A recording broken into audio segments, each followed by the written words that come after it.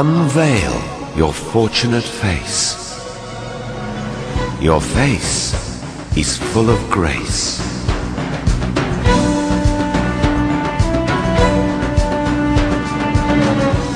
Beyond the gate of time lies a civilization with 7,000 years of celebrated heritage.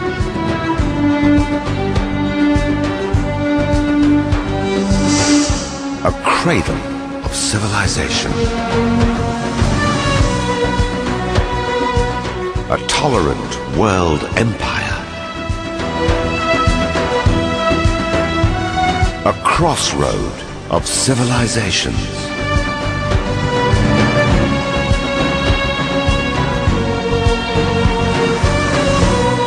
A world of artistic forms and shapes.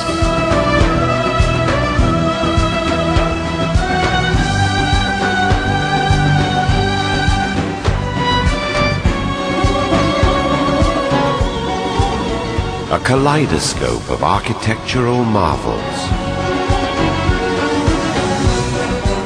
Recreated for the first time.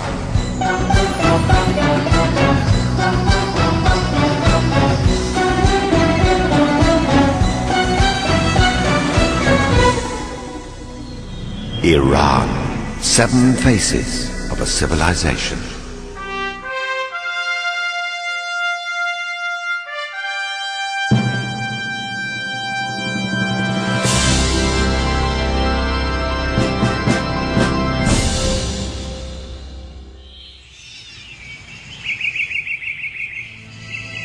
The first region in Iran to develop a recorded history was Khuzestan.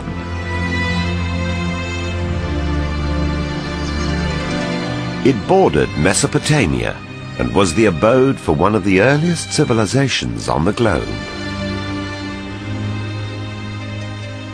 Choghamish, this huge archaeological site that is behind me, was settled around 6800 BC by early farmers.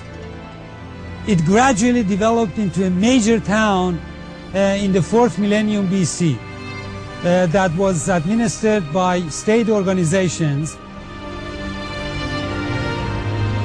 Among important objects found at Choghamish are a number of seal impressions on clay balls, which have enabled us to portray different buildings and thus picture the town with the help of archaeological findings.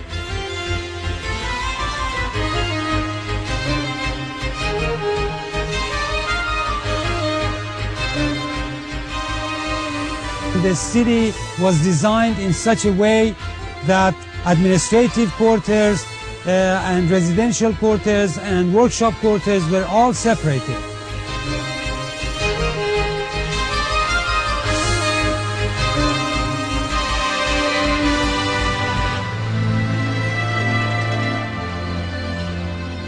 The alleys and the streets communicated beautifully with one another, and the city had a sewer system.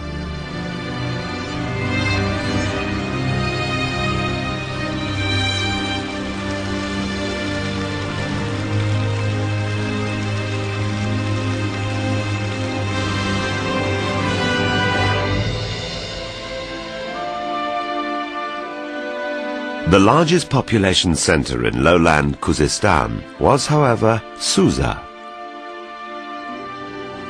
Here, the earliest steps towards urbanization, the second great revolution in human culture, were taken by the Elamites. In my opinion, this extraordinary land, Susa, was the origin of a phenomenon in the world which we call the urban revolution.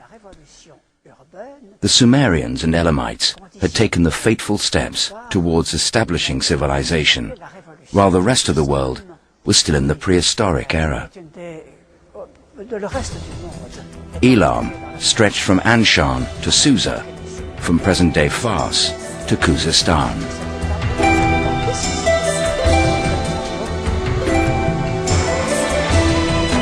Almost all the techniques that formed the civilized societies were developed during the millennia after the emergence of urban centers in Mesopotamia and Iran. architectural innovations.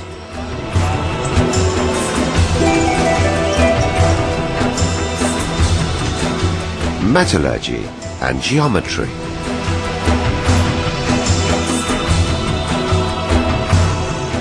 Invention of wheel.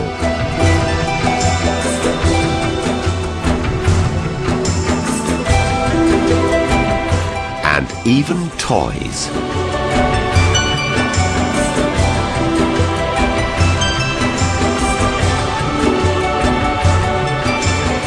And finally, abundant, intricate pottery with beautiful designs.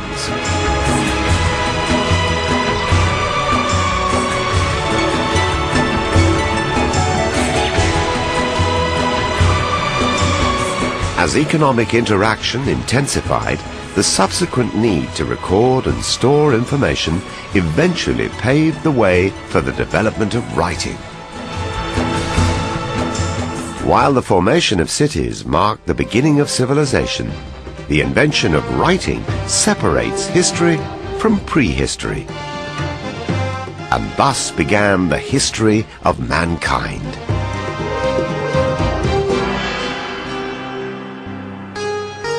Elam, in the period between the 13th to 12th centuries BC, under its most powerful king, Untash-Napirisha, reached its zenith.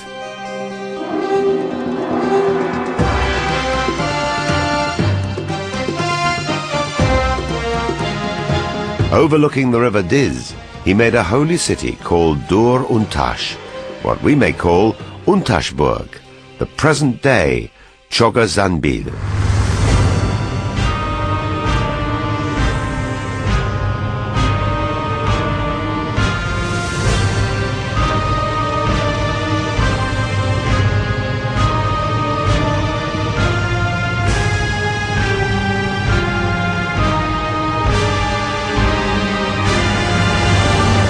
A glorious ziggurat of 100 by 100 meters occupies the center of this royal and religious city. It consisted of 5 stages with a total height of more than 50 meters.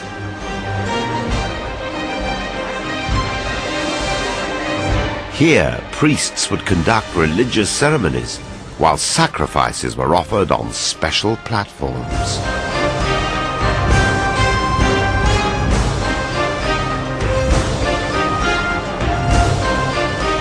The importance of women in the Elamite society is indicated by this unique and monumental life-size statue of the Elamite queen Napirasu, the spouse of Untash-Napirisha.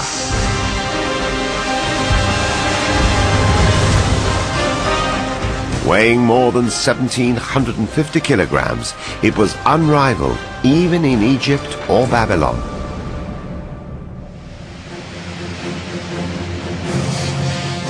Sculpture and metallurgy were advanced to a new height in the first millennium BC by the incoming tribes who had just established themselves in the Zagros Mountains in Luristan.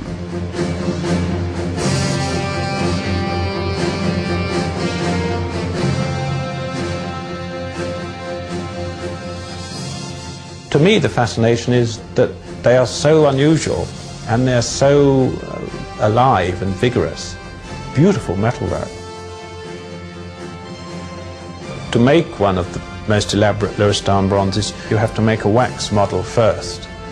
Then you cover the wax with clay, you bake the clay so it's hard and the wax in the inside melts out, and then you pour the bronze into the space left by the wax, so that each one is unique. You can only do it once.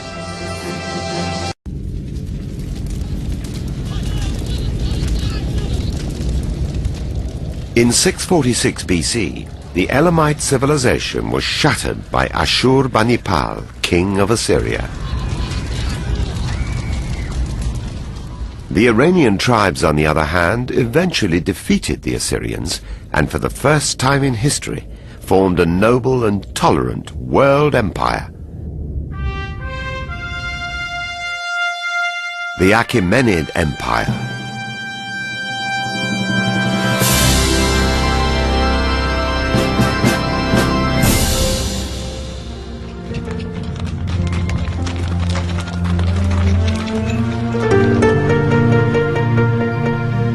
best-known representatives of the Iranian tribes who had migrated and settled on the Iranian plateau were the Medes and the Persians, speaking an Indo-European language ancestral to modern Persian. The Iranian tribes, while absorbing the millennia-old art tradition of the Near East, gave it a new, invigorating flavor and value.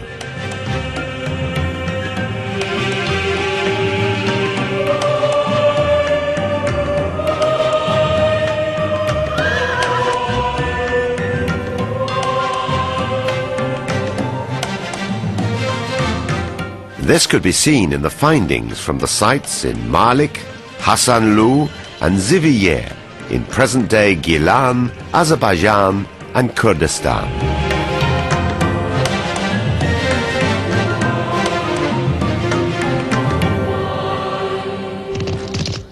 In 559 BC, Cyrus, one of those rare leaders towards whom one cannot help but gravitate, unified the Medes and the Persians and initiated what had never been achieved before, the first tolerant world empire.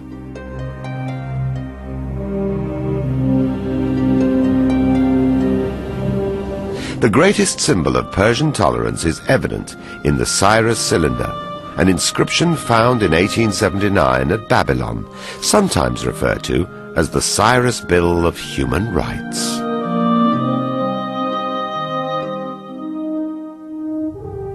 Tolerance was the key word in religions in this vast Achaemenid empire. We all know how Cyrus freed the Jews from captivity in Babylonia so they could return to their homelands in Palestine. But this was not the only case. It happened later in the time of Ezra and Nehemiah as officers of the king who came back to Jerusalem to rebuild the temple. They did the same thing in Egypt and in Babylonia and among the Greeks of Asia Minor. In fact, they are the first example of international religious freedom that we find in the history of mankind.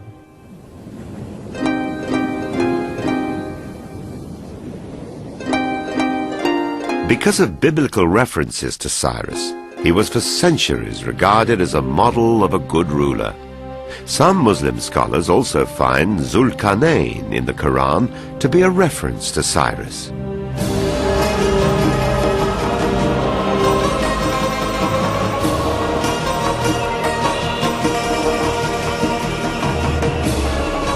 In celebration of his victories, Cyrus elected an elaborate royal park in his capital city, Pasargadae, which became the model for Persian gardens.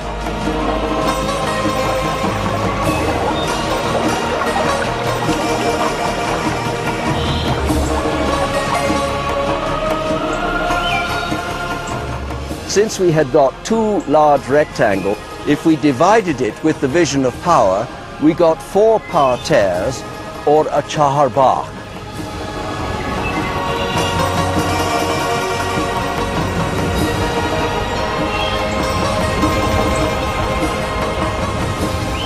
This is one of those very important Persian discoveries in design which the world has taken as a model and was taken eventually to India and to Spain.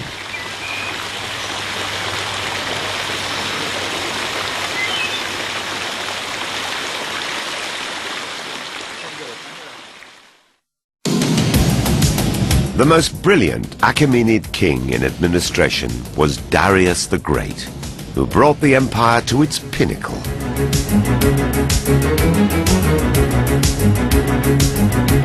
In Egypt, he built a canal between the Red Sea and the Nile, anticipating the modern Suez Canal.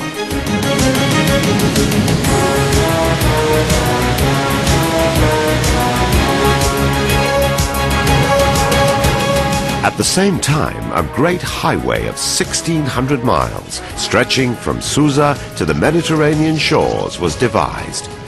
Using this road, an efficient courier service, a forerunner of the Pony Express, was introduced. To regulate the social and economic life of the empire, taxes were systemized and weights, measures and monetary units standardized to simplify commercial exchange.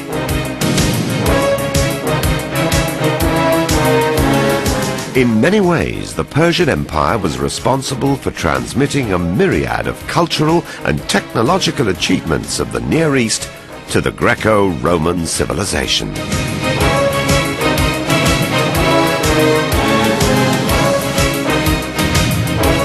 Darius the Great, whom Plato has praised as the lawgiver, established a code of law known as the Ordinance of Good Regulations, which were carried into all distant lands. In fact, at this time, a new word for law appeared in the whole Near East, the Iranian data, which was borrowed by Armenian, Hebrew, and Akkadian languages.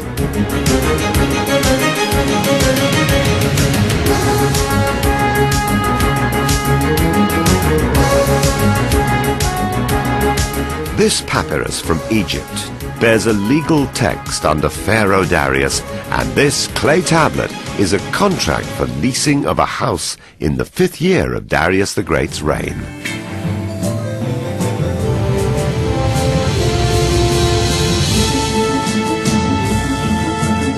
Some 2,500 years ago, Persepolis was the sumptuous capital of the great Persian Empire, which, according to Diodorus Siculus, was the richest city under the sun. Reminiscent of the vastness of the Persian Empire are the 23 groups of gift-bearers from all over the empire depicted on the Persepolis reliefs.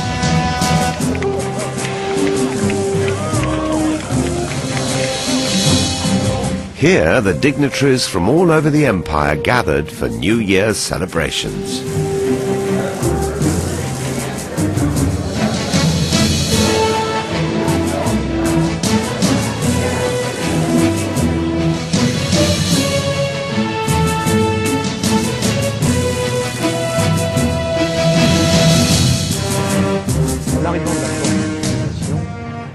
Coming up to Apadana, the visitor is quite impressed by the size of the columns, which were about 20 meters high. Then, passing through the giant doors that were 18 meters high, he would enter the huge audience hall. His heart is beating faster and faster.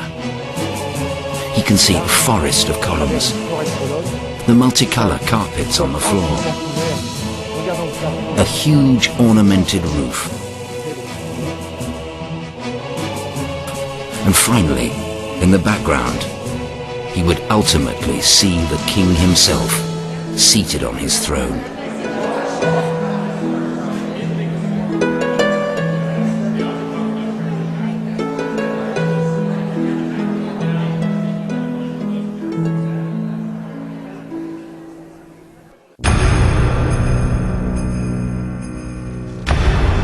Unfortunately, in 330 BC, in an act of vandalism, Persepolis was destroyed by the fire kindled by Alexander and his Macedonian army.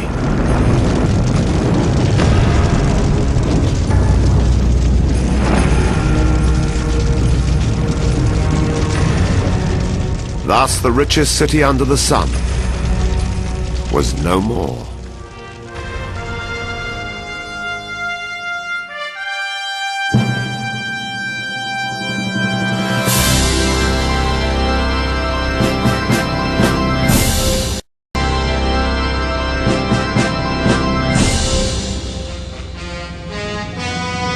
Only 7 years after the fall of Persepolis, Alexander died in 323 BC. Hence his successors, known as the Seleucids, ruled over Iran for more than a century. Eventually, the Parthians, a Persian-speaking tribal confederation from the northeast, drove the Seleucids out of the Iranian territories and ruled for almost 4 centuries.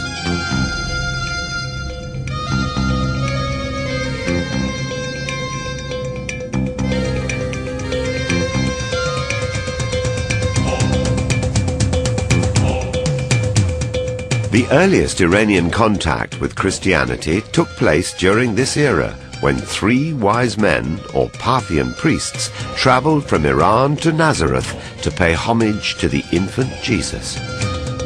Consequently, Christianity has had almost 2,000 years of history in the Iranian cultural climate.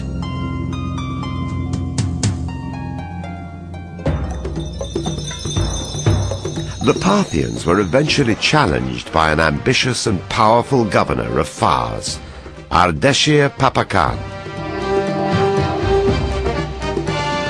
In 224 AD, Ardeshir established the new Sasanian dynasty, named after his grandfather, Sasan. It was a time that was, of course, to lead under the Parthians and Sasanians to a point where the Zoroastrian religion became the religion of Iran. The king was, in a sense, the representative of Ahura Mazda, the voice of the god, the person who kept the balance between the forces of good and evil. Kingship and the religion were one entity.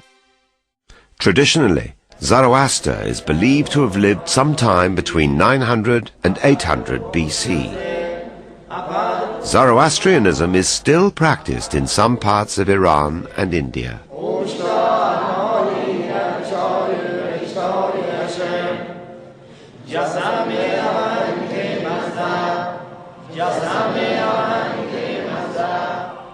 Sasanian kings were known as city builders.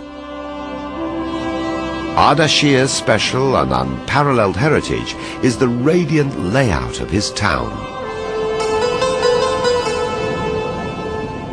Ardashir Hooray, or the glory of Ardashir, which spreads beyond the city wall and all over the plain like the 20 spokes of a gigantic wheel.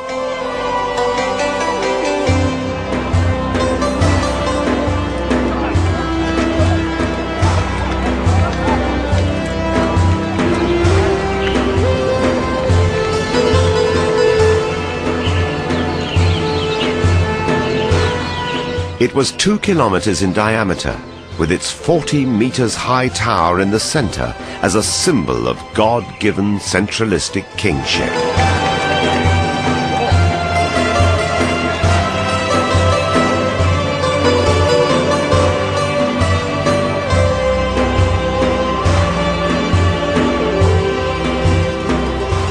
The location of the Sasanian Empire between the Far East and Europe had made it not only the link between East and West, but according to J. Darmesteter, as the spiritual bridge for humanity and a crossroad of civilizations.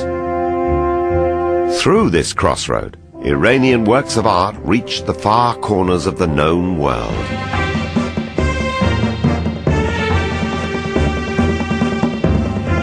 For over a millennium, Iranian merchants dominated trade between China and Europe through the Silk Road, centuries before Marco Polo set foot on Chinese soil. A precious commodity was the Sasanian glassware. This is an interesting craft because, of course, these are very breakable, and so they're very, very valuable, so that when you find a piece of beautiful glassware, let's say in Jerusalem or anywhere else in Palestine or even Egypt, and it's identifiable as Sasanian, you have to think this came a long way at great expense and was highly prized.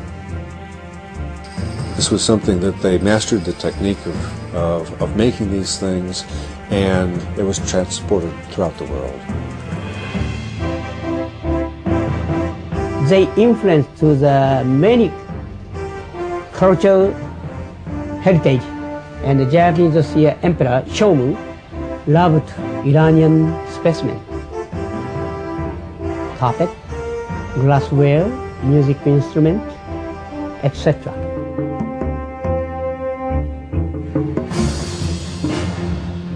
This marvelous Sasanian glass tray, now at the Bibliothèque Nationale de France, depicts the Sasanian king, Anushirvan.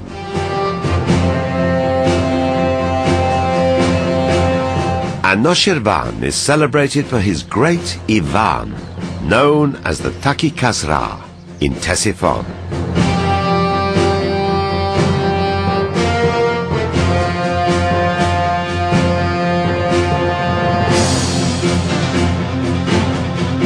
This great Ivan was originally about 50 meters in length, 26 meters in width, and 37 meters in height to the top of the vault.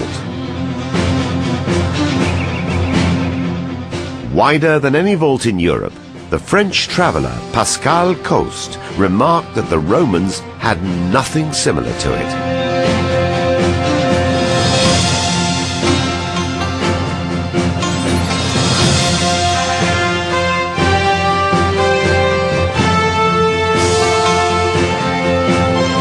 The Sasanian period was a high point for luxurious life in antiquity.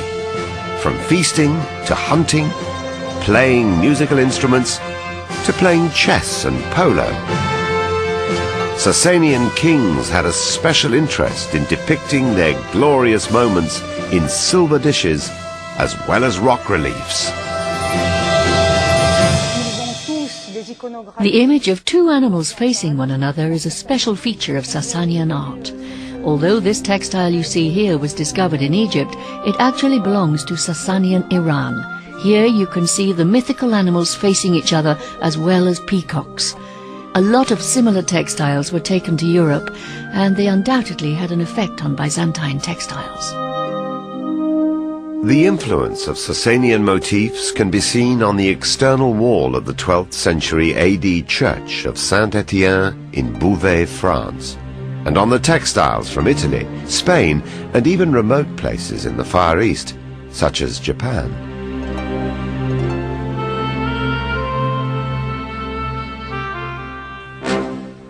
The reign of Sasanians is distinguished by their numerous encounters with Rome, followed by Byzantium.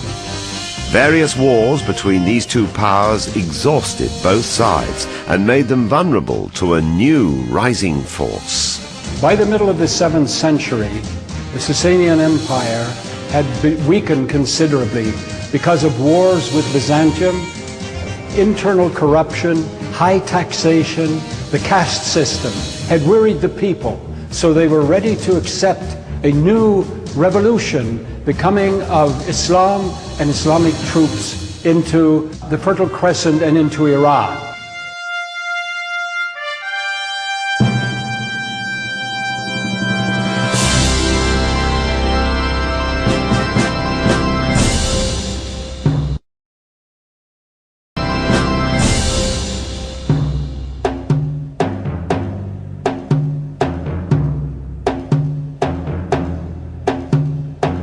See unity, utter unity, no unity.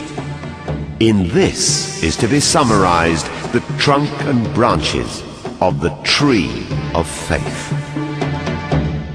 Islam brought a revelation which, like a rain, poured upon the soil of the soul of the Iranian people, who, because of many factors, including the rise of Manichaeism and Mazdakism during the Sassanid period and many social and religious and political events, were ready for the reception of this new message.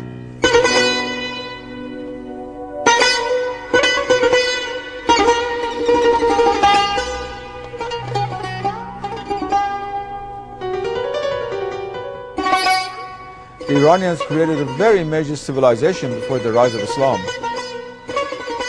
But the intellectual aspect of Persian civilization flowered with the coming of Islam.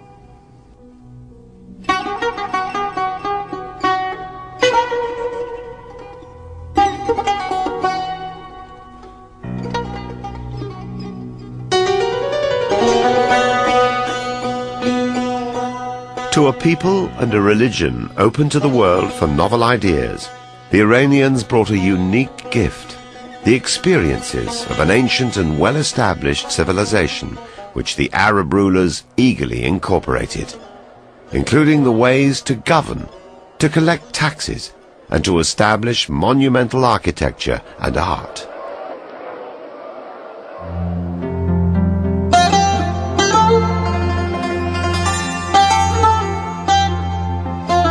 The Bam Citadel in southeastern Iran is the largest and oldest mud brick city in the world.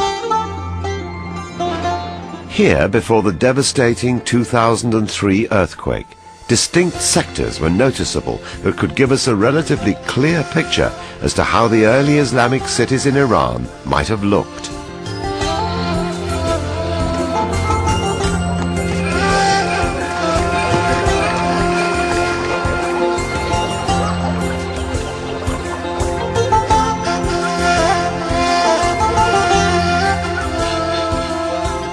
It consisted of the residential quarter that included a hypo-style mosque without a dome and a long bazaar, all enclosed by the main rampart.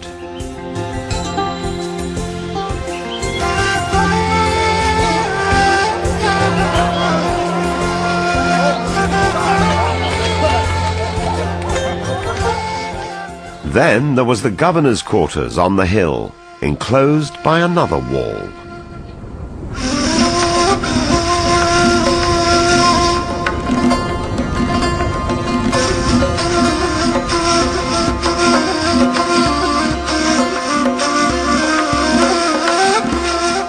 A brilliant contribution of Iranian engineers was the development of the dome.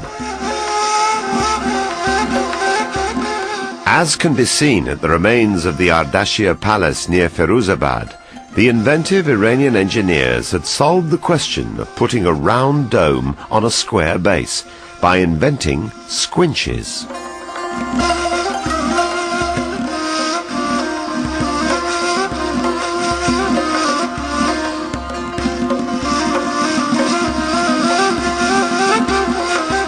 Thus, in the Islamic period, the use of domes in the building of mosques started in Iran and spread to the whole Islamic world. Prophet Muhammad's decree for both men and women to learn and acquire knowledge from cradle to the grave encouraged Muslims to pursue learning.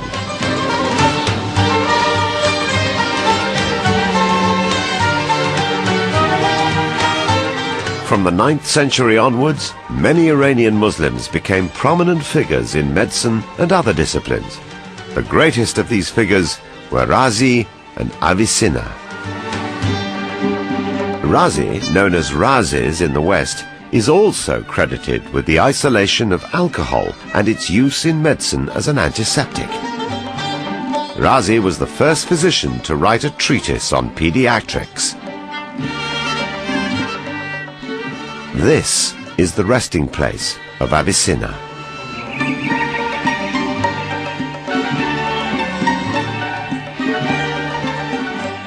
A 1,000 years ago, Avicenna was one of the world's leading figures in philosophy, medicine and pharmacology.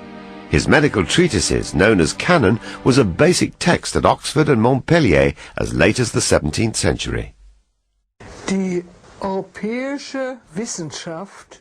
Since in those times the Church had banned research and studies, science was under great pressure in Europe. When the achievements of Islamic scholars in various sciences reached Europe through translated books from Spain, Sicily, or by students in Cordoba, then science began to progress here. Therefore, Islamic scholars were the purveyors of science in Europe.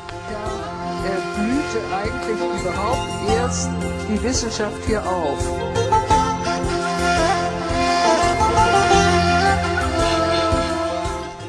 In mathematics, Khwarazmi, from whence we get the word logarithm and algorithm, introduced algebra to Europe, as well as the decimal system of numerals instead of Roman numerals.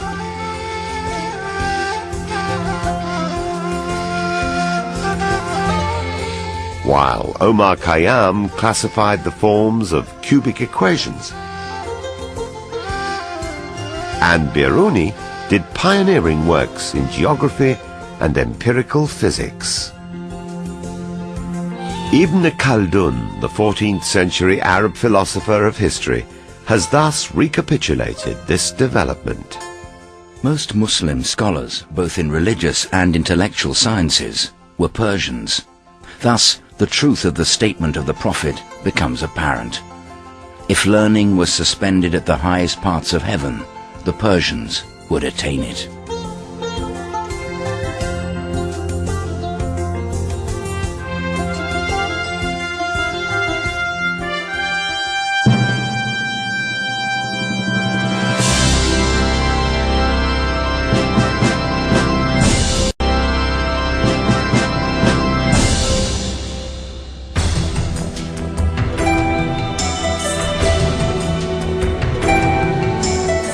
The Iranians played a major role in the development of Islamic civilization, yet they preserved much of their cultural heritage, including the Persian language.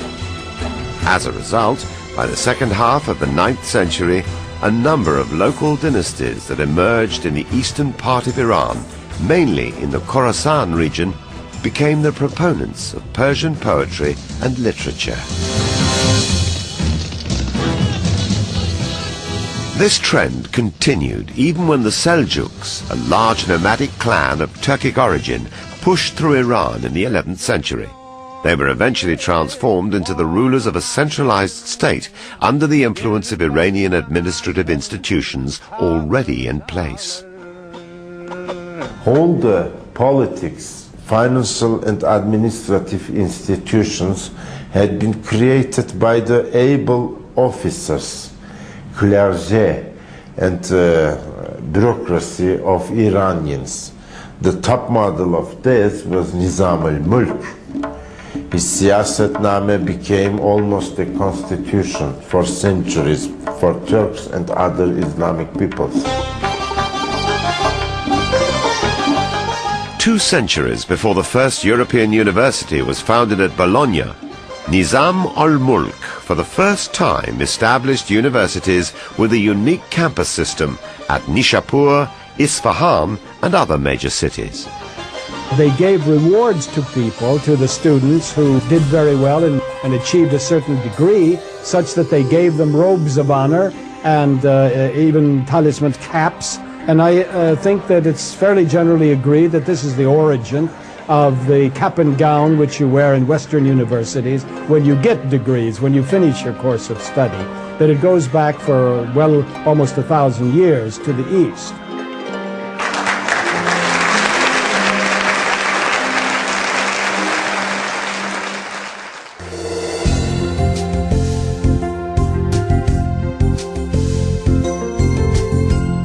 Persian poetry is unique in the world for its depth, richness and creativity, and there is an intimate mingling of Persian mysticism and Persian literature.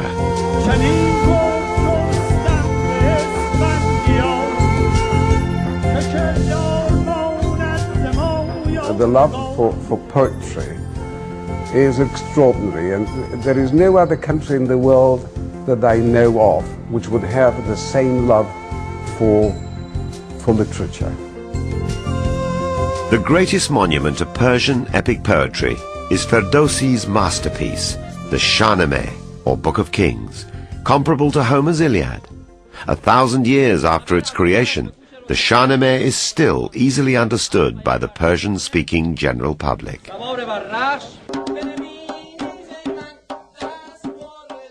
When I was young, and I was a classics major at the time, I loved Homer, I went to a museum and I saw the illuminations from the Shahnameh and decided any text that generated such gorgeous illuminations had to be read in the middle, which is why I've given my life to reading the Shahnameh.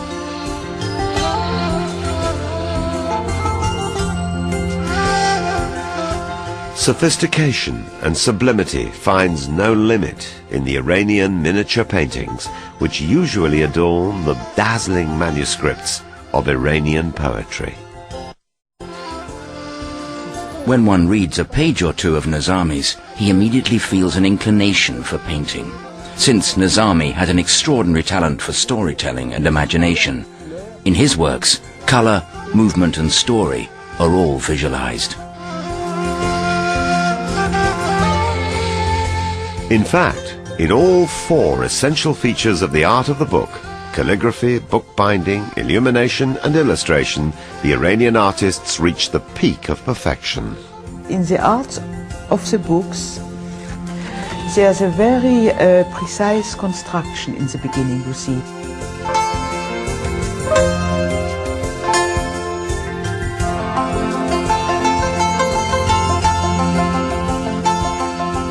And in the ornamentation, you have a very solid preparation of a geometrical design.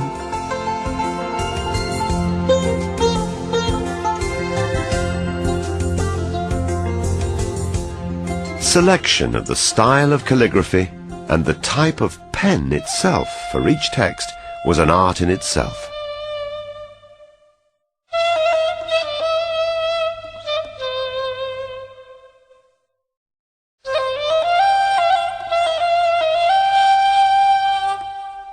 Another interesting art was Iranian bookbinding that was copied even in Europe.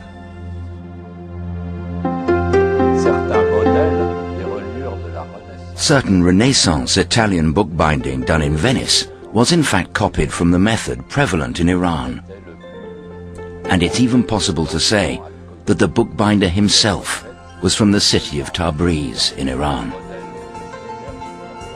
This is one of the most exquisite methods in the West up to the present day.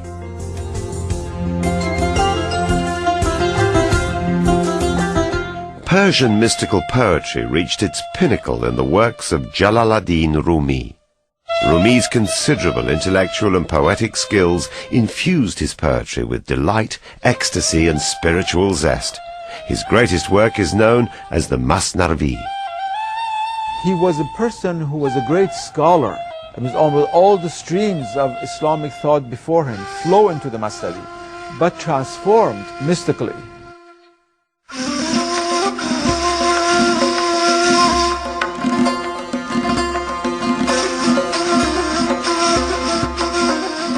Maulana Jalaluddin was also given by God the incredible gift of appreciating every form of beauty as the beauty of God. The famous hadith of the Prophet ﷺ, Allahu Jamilun yuhibbu Jamal, that is, God is beautiful and He loves beauty, marks the whole being of Jalaluddin.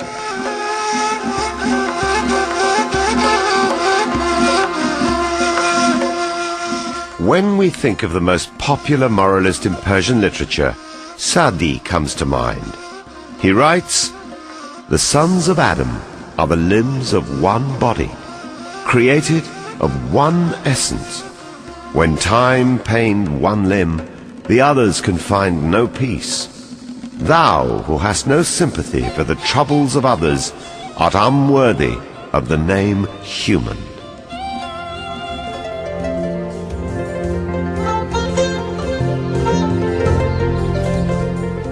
From India to the Balkans, the poetry of Hafez, the story of love, beauty and unselfishness, enjoyed great popularity.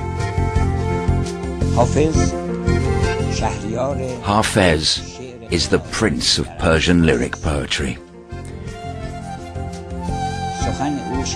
He believed that man's selfishness is responsible for all his sufferings. Thus, egoism is the bondage from which one has to be liberated.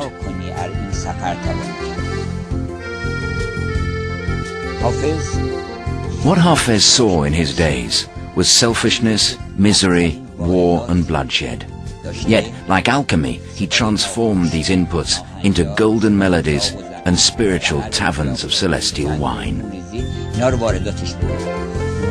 Be a passionate pilgrim of the paths of love, and behold what blessings shall come thy way in this journey.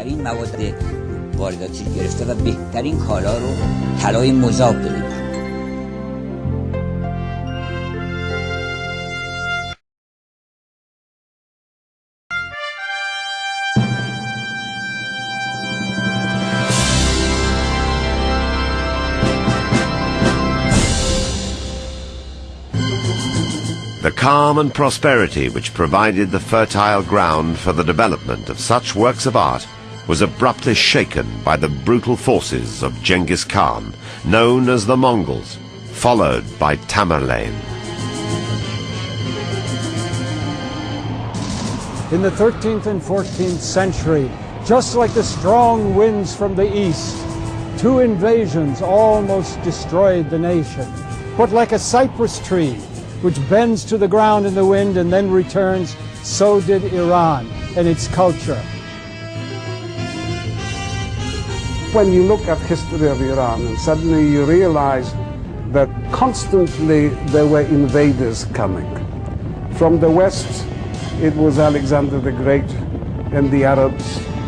From the east, it were the Turks and the Mongols. You realize that Iran shouldn't have existed on the map of history for centuries, for millennia. It should have been wiped out completely because it is on the crossroad of all the civilizations and the battlefield for many armies. But Iran is still alive and kicking and well. How is it possible?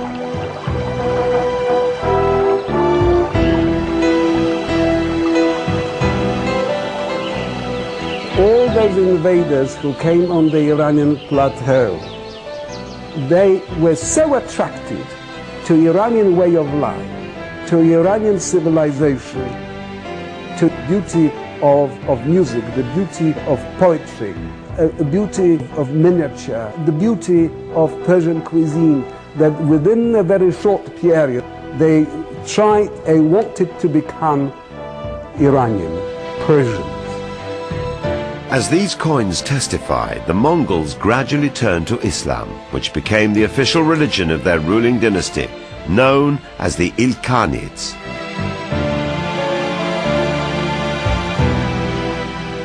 They, like the Seljuks, found out that they cannot rule without the help of Iranian ministers or viziers.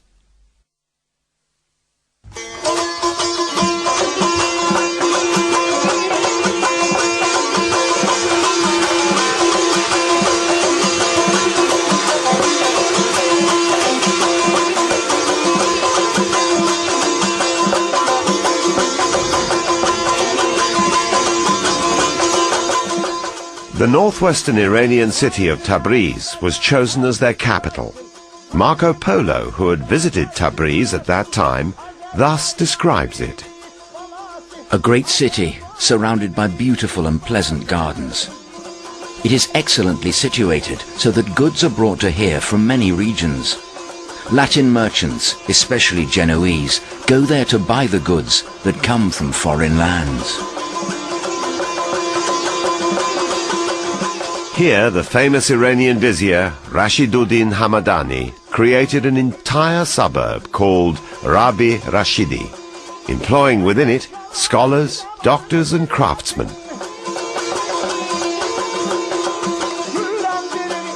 Rashiduddin's Foundation Act for this city of science reveals that it was well planned and included 24 caravanserai or inns, 1,500 shops, 30,000 houses, and textile and paper manufacturing workshops.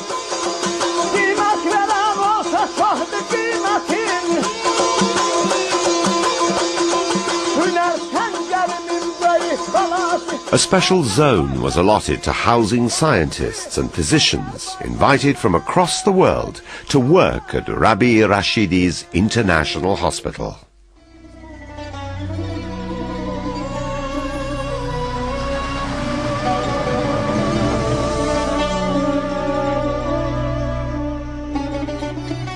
Beginning in the 13th century, colorful tile decoration becomes very prominent in the decoration of palaces in Iran. It becomes kind of a decorative sheath for the interior of buildings.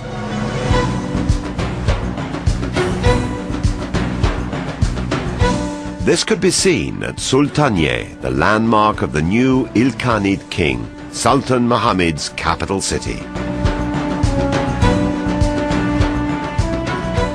Now in ruins, it might have looked like this when it was intact.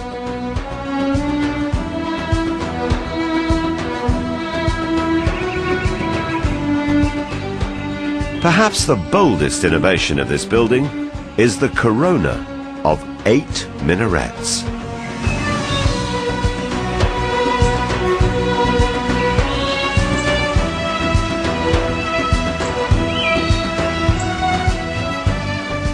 André Godard, thus described it. The blue dome, vivid and gleaming with its brilliant crown of minarets, seems to float in the sky. Here is a dome with a span of 80 feet, built solely of bricks, which stands simply by virtue of a perfectly conceived and constructed profile.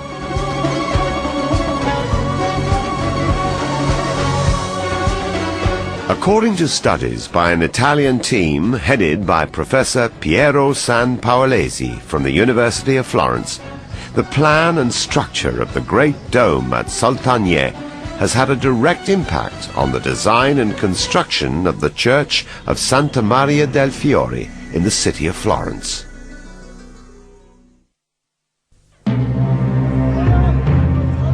After the second wave of invasion by Tamerlane and the power struggle which followed by his successors, the country was divided between different sultans and petty kings. It was now the right time for the emergence of a unified Iran.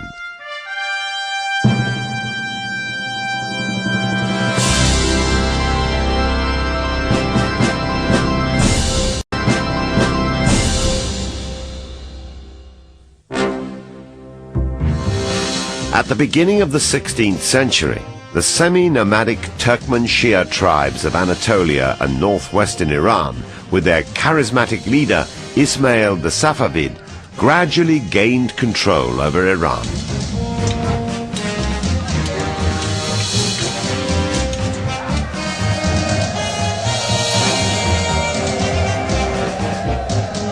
Subsequently, the extraordinary revival of Iranian civilization took shape, and an invigorating culture flourished. The most distinguished of the Safavid rulers was Shah Abbas, who came to the throne in 1587. During his rule, an Englishman, Sir Robert Shirley, trained the Safavid army in the use of artillery. With this new force, Shah Abbas drove back the Uzbeks in the northeast and the Ottomans in the northwest. The Safavid rule was manifested by two important developments. First, the re-emergence of a nation-state as the core of an empire. Second, the consolidation of Shi'i Islam as the national religion of the country.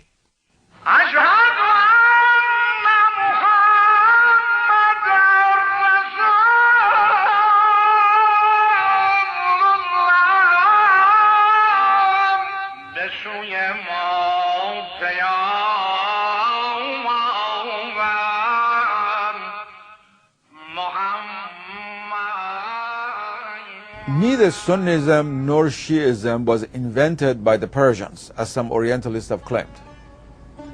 They are already to be seen even in the lives of the Prophet, when the Prophet himself referred to certain people as Shi'at al-Ali. They were people whom the Prophet recognized as sort of the party of Ali, even during his own lifetime. Certain places, like the city of Qom, like Sabzavar, places are from the very beginning centers of Shiism. And especially when the Ahlul Bayt, many of them migrated to Iran as a result of the persecutions under the Umayyads in Iraq, and also the early Abbasid period, of course culminating with the journey of the 8th Shiite Imam, Imam Rida alayhi salam, to Khorasan, where he is now buried.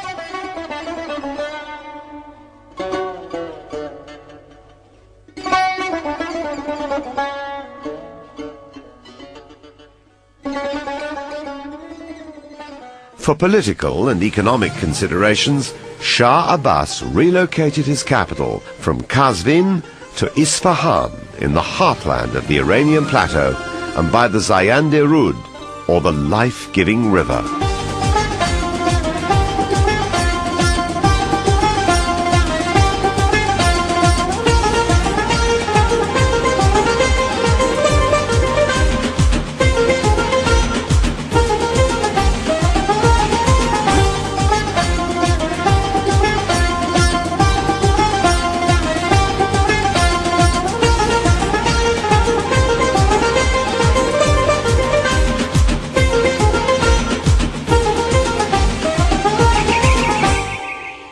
I'm always struck when I go to Isfahan by a sense of the magic of the place.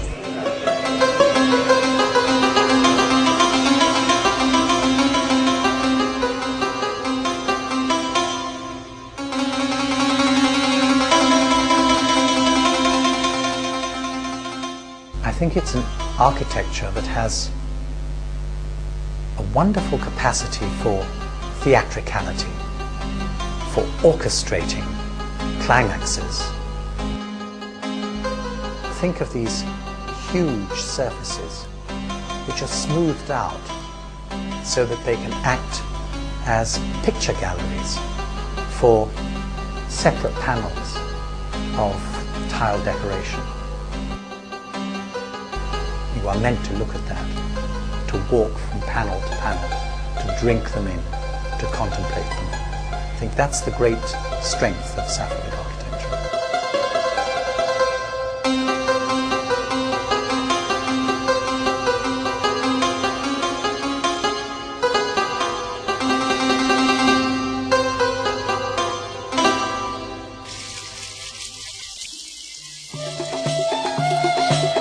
Under the Safavids, the textile industry flourished and became a key factor in establishing economic prosperity.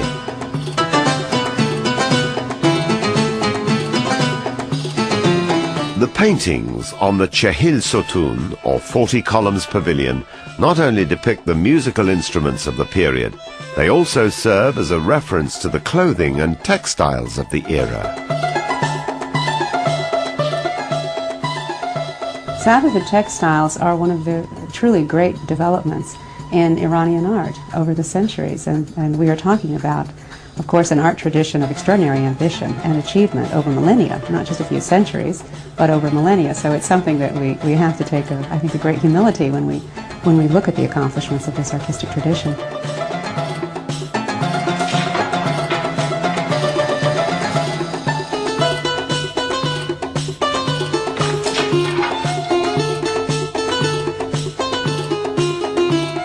The silk trade was boosted by the Armenian craftsmen and merchants transferred from Julfa in Azerbaijan to a suburb of Isfahan named the New Julfa.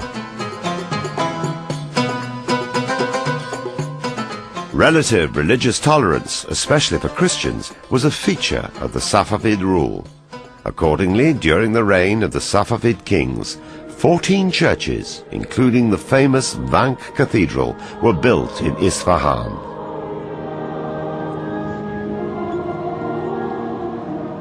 This was accentuated in Jean Chardin's writings.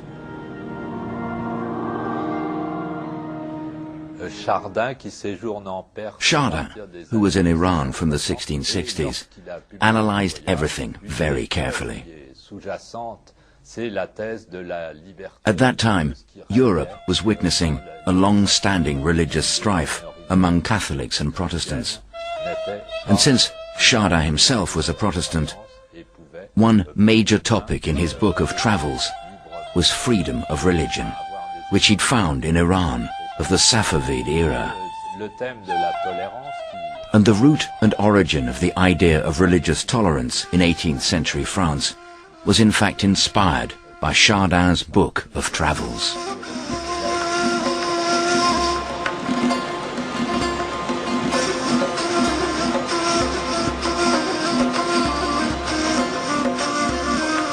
Following the footsteps of Cyrus the Great, Shah Abbas devised the Chahabak Promenade.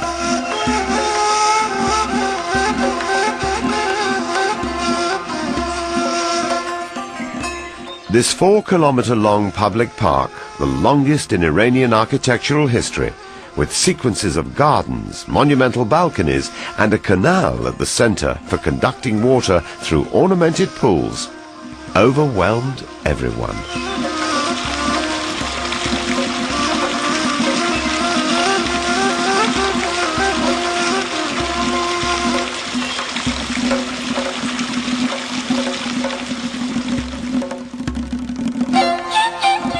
At the very end of the 17th century, the Iranian artists and craftsmen succeeded in re-establishing Iran's long-lasting tradition with beautification of the surrounding world.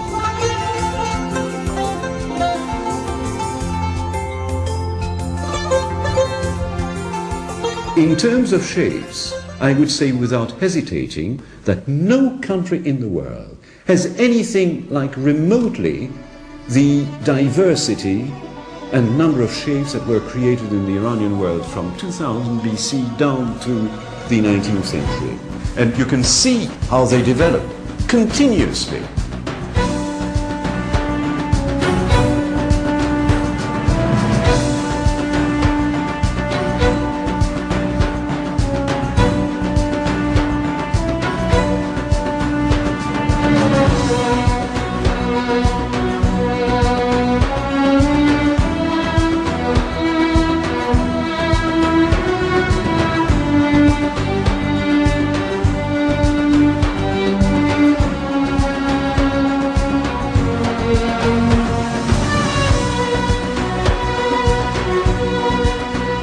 The creators of this illuminating array of beauty are amongst the world's greatest artists, who splendidly guide us towards the source of all beauty, and in the words of Rumi, toward that land of peace where questionings cease. My soul turned its face to that happy place, the land of peace, where questionings cease. The mystery that till now from me 1,000 veils concealed, my soul revealed.